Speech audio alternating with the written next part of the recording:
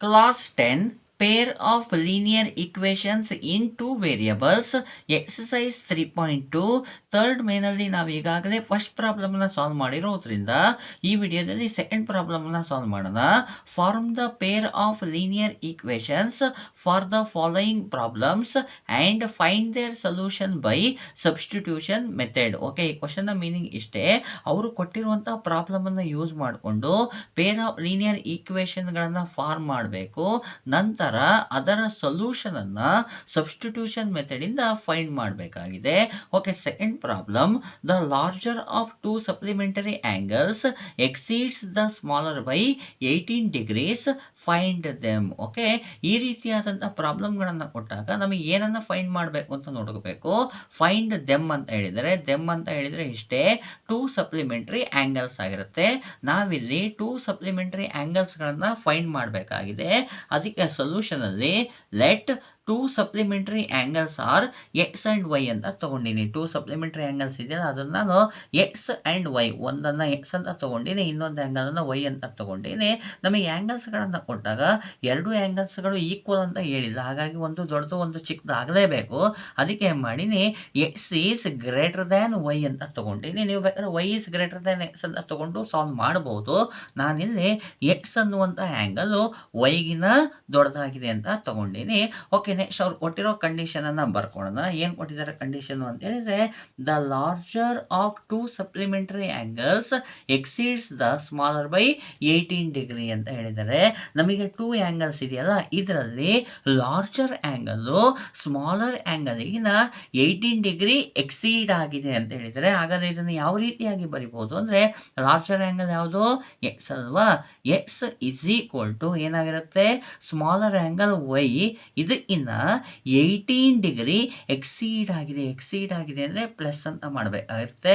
X ಅನ್ನುವಂಥ angle Y ಅನ್ನುವಂಥ ಆ್ಯಂಗಲಿಗಿನ 18 degree exceed ಆಗಿದೆ ಅಂದರೆ ಜಾಸ್ತಿ ಇದೆ ಅಂತ. ಇದನ್ನು ನಾನು ಏನು ಮಾಡ್ತೀನಿ, 1 ಅಂತ ತೊಗೊಳ್ತೀನಿ. ಆದರೆ ಇದನ್ನು ನೀವು ನೋಡೋದಕ್ಕೆ ಲೀನಿಯರ್ ಈಕ್ವೇಷನ್ ಥರ ಕಾಣಿಸ್ತಾ ಇಲ್ಲ. ಹಾಗಾದರೆ ನೀವೇನು ಮಾಡ್ಬೋದು, ಈ ವೈಯನ್ನು ಈ ಸೈಡಿಗೆ ಟ್ರಾನ್ಸ್ಫರ್ ಮಾಡಿ. ಅವಾಗ ಏನಾಗುತ್ತೆ, ಎಕ್ಸ್ ನೋಡಿ ಪ್ಲಸ್ ವೈ ಇರೋದು ಈ ಸೈಡ್ ಬಂದರೆ minus y is equal to 18 degree ಆಯಿತು. ಈಗ ನಿಮಗೆ ಲೀನಿಯರ್ ಈಕ್ವೇಷನ್ ಥರ ಕಾಣಿಸ್ತಿದೆಯಲ್ವಾ. ಯಾಕೆ ಬರದೆ ಇದನ್ನು ಅಂದರೆ, form the pair of linear equation ಅಂತ ಹೇಳಿರೋದ್ರಿಂದ ಲೀನಿಯರ್ ಈಕ್ವೇಷನ್ ಫಾರ್ಮಲ್ಲಿ ಬರ್ದೀನಿ. ನೀವು ಇದನ್ನು ಬರೆದ್ರೂ ಸಹ ನಿಮಗೆ ಮಾರ್ಕ್ಸನ್ನು ಕೊಡ್ತಾರೆ. ಆದರೆ ನನಗೆ ಒಂದೇ ಕಂಡೀಷನ್ ಸಿಕ್ತು, ಇನ್ನೊಂದು ಕಂಡೀಷನ್ ಇಲ್ಲೇ ಇಲ್ಲ. ಹಾಗಾದರೆ ಇನ್ನೊಂದು ಕಂಡೀಷನ್ ಇಲ್ಲ ಅಂದರೆ ನಾನು ಇನ್ನೊಂದು ಲೀನಿಯರ್ ಈಕ್ವೇಷನ್ ಬರೆಯೋದು ಹೇಗೆ?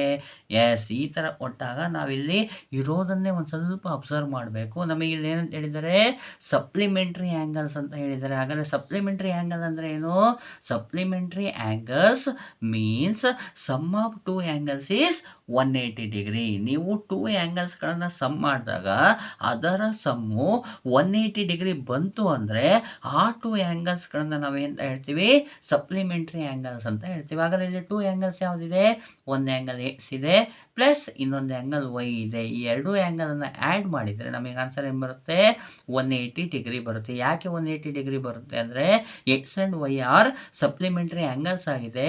ಸಪ್ಲಿಮೆಂಟ್ರಿ ಆ್ಯಂಗಲ್ಸ್ಗಳನ್ನು ಸಮ್ ಮಾಡಿದಾಗ ಆನ್ಸರ್ ಏನು ಬಂದಿರುತ್ತೆ, 180 degree ಬರುತ್ತೆ. ಇದನ್ನು ನಾನು 2 ಅಂತ ತಗೊಳ್ತೀನಿ. ಈಗ ಏನು ಮಾಡಬೇಕು, ಎಕ್ಸ್ ವ್ಯಾಲ್ಯೂವನ್ನು ಇನ್ ಟರ್ಮ್ಸ್ ಆಫ್ ವೈ ಆಗಿ ಬರಿಬೇಕು. ಆದರೆ ನಾನು ನೋಡಿ ಇಲ್ಲಿ ಕ್ವಶನಲ್ಲೇ ಬಂದ್ಬಿಟ್ಟಿದೆ, x is equal to y plus 18 degree ಬಂದಿರೋದ್ರಿಂದ ನೀವು ಮತ್ತೆ ಎಕ್ಸನ್ನು ಇನ್ ಟರ್ಮ್ಸ್ ಆಫ್ ವೈ ಆಗಿ ಬರೆಯೋ ಅವಶ್ಯಕತೆ ಇಲ್ಲ. ಅದಕ್ಕೆ ಮಾಡಿ ಡೈರೆಕ್ಟಾಗಿ ಆನ್ಸರನ್ನು ಮಾಡಿ substitute x is equal to y plus 18 degree in equation 2.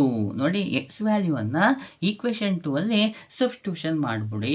Okay, ಏನಿದೆ equation 2, X plus Y is equal to 180 degree ಇದೆಯಲ್ವಾ. ನೋಡಿ, ಇದರಲ್ಲಿ ಎಕ್ಸ್ ವ್ಯಾಲ್ಯೂನ ಏನು ಬರೆಯೋಣ, ಎಕ್ಸ್ ವ್ಯಾಲ್ಯೂನ ವೈ ಪ್ಲಸ್ 18 degree ಪ್ಲಸ್ ವೈಯನ್ನು ಹಾಗೆ ಬರ್ತೀನಿ ಈಸ್ ಈಕ್ವಲ್ ಟು 180 degree ಆಗೋಯಿತು. ಓಕೆ, ನೆಕ್ಸ್ಟ್ ಏನು ಮಾಡೋಣಪ್ಪ ಅಂದರೆ, ವೈ ಲೈಟ್ ಟರ್ಮ್ಸ್ ಆಗಿದೆಯಲ್ಲ, ಇವನ್ನ ಒಂದು ಹತ್ರ ಬರ್ಬಿಡ್ತೀನಿ. ನೋಡಿ, ವೈ ಬರಿತೀನಿ. ನೆಕ್ಸ್ಟು ಪ್ಲಸ್ ವೈಯನ್ನು ಪಕ್ಕದಲ್ಲಿ ಬರ್ಕೊಳ್ತೀನಿ. ಉಳಿದಿದ್ದೇನು, ಪ್ಲಸ್ 18ಅನ್ನು ನೆಕ್ಸ್ಟ್ ಬರಿತೀನಿ ಈಸ್ ಈಕ್ವಲ್ ಟು 180 degree ಆಗೋಯಿತು. ವೈ ಲೈಟ್ ಟರ್ಮ್ಸ್ ಆಗಿರೋದ್ರಿಂದ ಇವೆರಡನ್ನು ನಾವು ಸಿಂಪ್ಲಿಫೈ ಮಾಡಬೇಕು. ನೋಡಿ, ಈ ವೈನಿನ ಸೈನ್ ಏನೂ ಇಲ್ಲ ಅಂದರೆ ಪ್ಲಸ್ ಇದೆ, ಈ ವೈನಿನ ಸೈನು ಪ್ಲಸ್ ಇದೆ. ಪ್ಲಸ್ ಅಂದರೆ ಅಡಿಷನ್ನು, ವೈ ಪಕ್ಕದ ನಂಬರ್ ಇಲ್ಲ ಏನಿಲ್ಲ ಅಂದರೆ 1 ಇರುತ್ತೆ. ಈ y ಪಕ್ಕದಲ್ಲೂ ನಂಬರ್ 1 ಇರುತ್ತೆ. 1 + 1 ಮಾಡಿದರೆ 2 ಬರುತ್ತೆ. ನೋಡಿ ವೇರಿಯಬಲ್ y ಇರೋದ್ರಿಂದ y ಬರುತ್ತೆ. ಸೈನ್ ಬರಿಬೇಕಲ್ವಾ? ನೋಡಿ ಈಗ ಎರಡರಲ್ಲೂ ನಂಬರು 1 1 ಇದೆ, ಅಂದರೆ ಸೇಮ್ ನಂಬರ್ ಇದೆ. ಸೈನು ಸಹ ಸೇಮ್ ಇರೋದ್ರಿಂದ +2y ಆಯಿತು. +18 ಡಿಗ್ರಿಯನ್ನು ಬರ್ಕೊಳ್ತೀನಿ = 180 ಡಿಗ್ರಿ ಆಯಿತು. ನನಗೆ y ವ್ಯಾಲ್ಯೂ ಬೇಕಾಗಿರೋದ್ರಿಂದ ಈ +18 ಡಿಗ್ರಿಯನ್ನು ಆ ಸೈಡಿಗೆ ಟ್ರಾನ್ಸ್ಫರ್ ಮಾಡ್ತೀನಿ. +2y = 180 degree. ಪ್ಲಸ್ ಇರೋದನ್ನ ಆ ಸೈಡ್ ಟ್ರಾನ್ಸ್ಫರ್ ಮಾಡಿದ ತಕ್ಷಣ ಏನಾಗುತ್ತೆ? -18 ಡಿಗ್ರಿ ಆಗೋಯಿತು. ಓಕೆ, ನೆಕ್ಸ್ಟ್ ಏನು ಮಾಡೋಣ? 2y = 180 ಡಿಗ್ರಿಗೆ ಸೈನ್ ಏನಿಲ್ಲ ಅಂದರೆ ಪ್ಲಸ್ ಇದೆ, 18 ಡಿಗ್ರಿಗೆ ಮೈನಸ್ ಇದೆ. ಪ್ಲಸ್ಸು ಮೈನಸ್ಸು ಬಂತಪ್ಪ ಅಂದರೆ ನಾವೇನು ಮಾಡಬೇಕು? ಸಬ್ಟ್ರಾಕ್ಷನ್ ಮಾಡಬೇಕು. ಹಾಗಾದರೆ 180 ಡಿಗ್ರಿಯಲ್ಲಿ 18ಅನ್ನು ಸಬ್ಟ್ರಾಕ್ಷನ್ ಮಾಡಿದರೆ 162 ಡಿಗ್ರಿ ಬರುತ್ತೆ. ಇವೆರಡರಲ್ಲಿ 180 ಡಿಗ್ರಿ ದೊಡ್ಡದಾಗಿರೋದ್ರಿಂದ ಇದರ ಸೈನ್ ಪ್ಲಸ್ ಇದೆ, ಹಾಗಾಗಿ +162 ಡಿಗ್ರಿ ಆಯಿತು. y ವ್ಯಾಲ್ಯೂ ಬೇಕಾಗಿರೋದ್ರಿಂದ ಈ 2ಅನ್ನು ಆ ಸೈಡ್ ಟ್ರಾನ್ಸ್ಫರ್ ಮಾಡ್ತೀನಿ. y = 162 degree. ನೋಡಿ 2 ಮತ್ತು y ನಡುವೆ ಇಂಟು ಇರೋದ್ರಿಂದ 2ಅನ್ನು ಟ್ರಾನ್ಸ್ಫರ್ ಮಾಡಿದ ತಕ್ಷಣ /2 ಆಗೋಗುತ್ತೆ. ಡಿವೈಡ್ ಆದರೆ ಡಿವೈಡ್ ಮಾಡಿ. 2 1s are 2, 2 8s are 16, 2 ಉಳಿಯುತ್ತೆ. 2 1s are 2 ಆಯಿತು. ಹಾಗಾದರೆ y ವ್ಯಾಲ್ಯೂ ಏನು ಬರುತ್ತೆ? y = 81 ಡಿಗ್ರಿ ಆಗೋಯಿತು. ನೆಕ್ಸ್ಟ್ ಏನು ಮಾಡೋಣಪ್ಪ ಅಂದರೆ substitute y = 81 degree in equation. ನೋಡಿ y ವ್ಯಾಲ್ಯೂ 81 ಡಿಗ್ರಿಯನ್ನು ಯಾವ ಈಕ್ವೇಷನಿಗೆ ಸಬ್ಸ್ಟಿಟ್ಯೂಷನ್ ಮಾಡಿದರೆ ನಿಮಗೆ x ವ್ಯಾಲ್ಯೂ ಸಿಗುತ್ತೆ? ಒಂದು ಸ್ವಲ್ಪ ಗಮನಿಸಿ. ನೋಡಿ ಈಕ್ವೇಷನ್ 1ನಲ್ಲಿ y ವ್ಯಾಲ್ಯೂನ ಸಬ್ಸ್ಟಿಟ್ಯೂಷನ್ ಮಾಡಿದರೆ x ವ್ಯಾಲ್ಯೂ ಸಿಕ್ಬಿಡುತ್ತೆ. ಹಾಗಾಗಿ ಯಾವುದು ಈಕ್ವೇಷನ್ 1ನಲ್ಲಿ ಸಬ್ಸ್ಟಿಟ್ಯೂಷನ್ ಮಾಡೋಣ. ಈಕ್ವೇಷನ್ 1 ಏನಿದೆ? x = y + 18 ಡಿಗ್ರಿ ಇದೆ. ಓಕೆ, ವೈನ ವ್ಯಾಲ್ಯೂ ಏನು ಬಂದಿದೆ? 81 ಡಿಗ್ರಿ ಇದೆ ಪ್ಲಸ್ 18 ಡಿಗ್ರಿ.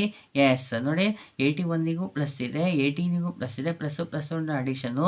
81ಗೆ 18ಅನ್ನು ಆ್ಯಡ್ ಮಾಡಿದರೆ 99 ಡಿಗ್ರಿ ಬರುತ್ತೆ. 81 ಬಿಗ್ಗರ್ ಆಗಿದೆ, ಇದರ ಸೈನ್ ಪ್ಲಸ್ ಇರೋದ್ರಿಂದ +99 ಡಿಗ್ರಿ ಆಯಿತು. ಎಕ್ಸಿನ ವ್ಯಾಲ್ಯೂ 99 ಡಿಗ್ರಿ ಆಯಿತು.